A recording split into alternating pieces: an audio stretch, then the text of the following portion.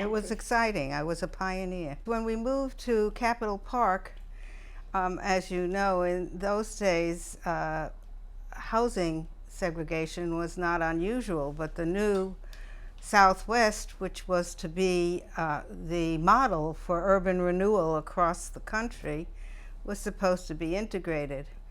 We stayed there until we had a second child and then moved to River Park. That was well integrated.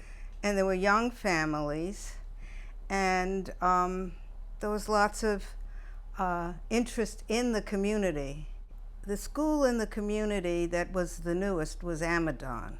It was built as part of an effort for integration. And then there were two other schools, Bowen, which was built in 1936, and Syfax, which was reminded me of my own school. It was built in 1898.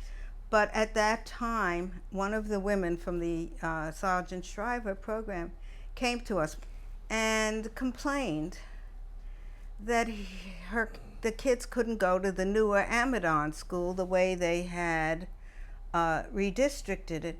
And in fact, Amadon had all white and black middle class children from the renewed housing, and then they were busing in black children from across the city to meet the enrollment requirements. So she complained and said, why can't our kids go to that newer school? So a group of us, some of the women that she got together and some of the women and men that were already on this small community committee, decided we'd look into that. And we did look into that, and we had as our fearless leader a fellow named Ted Cron, a wonderful man. He too lived in River Park. And at the time, he was the deputy to Doc Howe, who was head of education for the federal government. Well, we must have spent close to a year trying to figure out what would be the best way to deal with this issue of what would be the fairest and the most effective plan. And we realized very soon into our investigation that this was really a small area. It was bounded by the railroad tracks, the highway, and the river. And given the housing pattern, no child, wherever it lived, could be more than a half a mile from any of the schools, Amadon, Bowen, or Syfax. So after a lot of looking into various kinds of ways that we could possibly do this, we decided we would like to do something that Princeton had done, where they took 3 schools and made one school 1st and 2nd grade, one school 3rd and 4th grade, and one school 5th and 6th grade as their effort at integration. And so we developed what we called the Tri-School Plan. And so there were a number of things we had to figure out. One was, how could we demonstrate that in making the children go to Amadon, Bowen, and Syfax, depending whether we 1st grade or 3rd grade or 5th grade, that we weren't somehow or other destroying this wonderful school, Amadon.